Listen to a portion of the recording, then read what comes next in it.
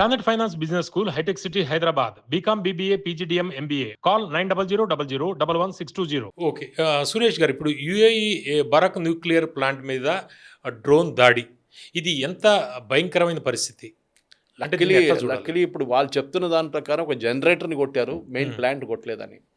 కానీ జనరేటర్ కూడా చాలా క్రూషియల్, ఎందుకంటే ఈ ఎంటైర్ ప్లాంట్ని నడిపించడానికి పవర్ సప్లై చాలా క్రూషియల్ ఉంటుంది. Especially cooling of the tubes అంటారు వీళ్ళ న్యూక్లియర్ హీట్ చాలా జనరేట్ అవుతుంది లోపల, కూలింగ్ ఉంటుంది దాంట్లో. ఆ కూలింగ్ చేయడానికి ఉన్న జనరేటర్స్ అన్నమాట ఇదంతా.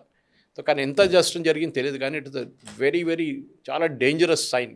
అంటే న్యూక్లియర్ ప్లాంట్స్ టార్గెట్ అంటే ఈ వార్ అనేది ఒక కొత్త రూట్లోకి వెళ్తుంది. చేయకూడదు. వీళ్ళందరి నడిమిట్లో ఏ దేశమైనా చూడండి న్యూక్లియర్ ప్లాంట్ మీద ఎప్పుడు అటాక్ చేయరు. వాళ్ళకి తెలుసు దాని రిపర్కషన్స్ తెలుసు వాళ్ళకి.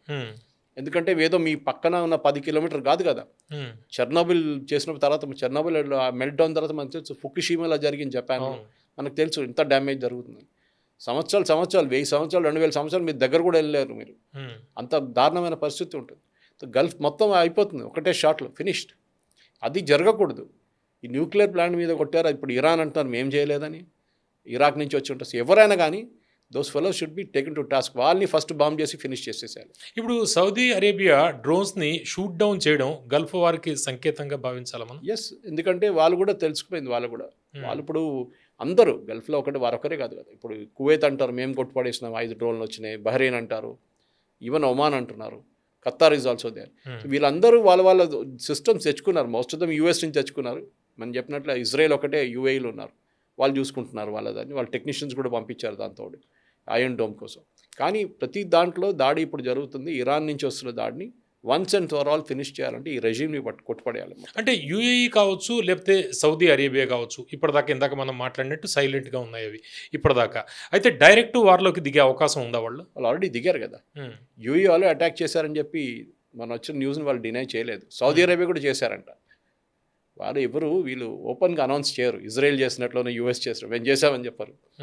ఎందుకంటే మళ్ళీ వాళ్ళకి తెలుసు కాంప్లికేషన్ ఏంటని. లోపల ఒక భయం కూడా ఉంటుంది, భయం ఉంటుంది. సో కొట్టడానికంటే ఛాన్స్ దొరికిన కొడుతున్నారు వాళ్ళు. మీ ప్లేన్లు కొనుక్కొని ఎందుకు పెట్టుకున్నారండి? F-35లు F-16లు అంతా పిల్లలకి ఆడుకోవడానికి ఇస్తారా? అది ఫస్ట్ వీక్లో మనం వార్ స్టార్ట్ అయినప్పుడు ఫస్ట్ వీక్లోనే చూసాం. దుబాయ్ మీద కొద్దిగా దాడి జరిగిన వెంటనే ఎట్లా అయిపోయింది ప్రపంచం అంతా. బికాస్ దుబాయ్ దగ్గర ఆయిల్ లేదు. ఆయిల్ అంతా అబుదాబి, ఫ్యూజర్ అటువైపు ఉంది. Dubai is a tourism place. Tourism కొట్టారు వాళ్ళు, ఎయిర్పోర్ట్ని కొట్టారు, పామ్ జుమేరాని కొట్టారు, హోటల్ కొట్టారు. వాళ్ళకి తెలుసు ఇరాన్కి. కానీ ఇప్పుడు ఆ పరిస్థితి రాకూడదు. పవన్ గారు మొన్న ఆ టైంలో ఇంత కాంప్లికేషన్ ఉందని ఆలోచించలేదు, స్పెషలీ స్ట్రెయిట్ ఆఫ్ హార్మోజ్ గురించి. Now time has come. మన భారతీయులు కూడా ఇది let this war end somehow. కొట్టి పడేస్తే పోతే పోయింది ఇరానియన్ రెజిమ్. మనకేం పోయిందంట? మనకేం ఇచ్చారా వాళ్ళు? ఏమైనా ఏమి ఇవ్వలేదు కదా మనకేదో స్పెషల్ రేట్ ఇచ్చారా? మనకి ఆయిల్కి ఏమి ఇవ్వలేదు. కొట్టండి, ఫినిష్ చేసేసండి, స్ట్రెయిట్ ఆఫ్ హార్మోజ్ని ఓపెన్ చేయండి. That's all we need. మనకి కొంచెం రిలీఫ్ కావాలి ఇక్కడ. ఎల్పిజి కానీ, పెట్రోల్ ప్రైసెస్ కానీ, డీజిల్ ప్రైసెస్ తగ్గాలి. అది మెయిన్ అన్నమాట. ఇప్పుడున్న దాంట్లో లక్ష కోటి రూపాయలు we're losing per month. 1 lakh crore we're losing per month petroleum companies. ఇప్పుడు ఈ ₹3 తెచ్చి ఏంది వాళ్ళకి ఏం రాదు. పాసిబుల్లీ ఇక్కడ 70,000 కోట్లు 80,000 కోట్లు లాస్ ఉంటుంది ఇప్పుడు. కానీ it has to stop somehow. ఇది ఇప్పుడు ఎక్కువ రోజులు నడవకూడదు. ఇది చాలా రోజులు ప్రెసిడెంట్ ట్రంప్ చేసిన చాలా పెద్ద తప్పు. అది పాకిస్తాన్ బిలీవ్ చేస్తుంది అన్నమాట. అంటే రానున్న రోజుల్లో ఈ పెట్రోల్ డీజిల్ రేట్లు ఎంత పెరిగే అవకాశం ఉంది యుద్ధం కంటిన్యూ అవుతే? దానికి మనం చెప్పలేం. It all depends on the government. ఎందుకంటే దీంట్లో చాలా మటుకు ఇక్కడ కొంతమంది ముఖ్యమంత్రులు పెద్ద స్పీచ్లు ఇచ్చిన చూశాను. మన రేవంత్ రెడ్డి గారు కూడా, సిద్ధరామయ్య గారు. Telangana the highest VAT in the country. VAT ఎవరు ఇంపోజ్ చేస్తారు? State government. ఈ పర్టికులర్ హైక్తోని ఈ ₹3 పెంచిన దాంట్లో తెలంగాణ గవర్నమెంట్కి రాబోయేది 45 కోట్లు. అది తగ్గించాలి. వ్యాట్ తగ్గించండి రేవంత్ రెడ్డి గారు, అప్పుడు ప్రజలకి ఇక్కడ రిలీఫ్ ఉంటుంది. మీకు వచ్చే 45 కోట్ల రూపాయలు చెప్పండి, మాకు అక్కర్లేదు. దీనికన్నా ముందు పినరాయి విజయన్ ఒకసారి చేశారు అది కేరళలో. పెట్రోల్ ప్రైస్ పెరిగినప్పుడు వ్యాట్ కూడా పెరుగుతుంది దాంతో. అంటే వారు వ్యాట్ నుంచి వచ్చే డబ్బులు it's percentage of the total amount. Okay, so మీరు చెప్పండి, నాకు ఈ 40 కోట్లు వస్తుంది కదా, అది నాకు అక్కర్లేదు, ప్రజలకు ఇచ్చేస్తున్నా అంటే మన పెట్రోల్ ప్రైస్ పడిపోతుంది, ₹2-3 తగ్గిపోతుంది. అది చేయట్లేదు. సిద్ధరామయ్య క్రిటిసైజ్ చేస్తున్నాడు. సిద్ధరామయ్య వ్యాట్ తగ్గించడా? లేదు. తెలంగాణ గవర్నమెంట్ తగ్గించట్లేదు.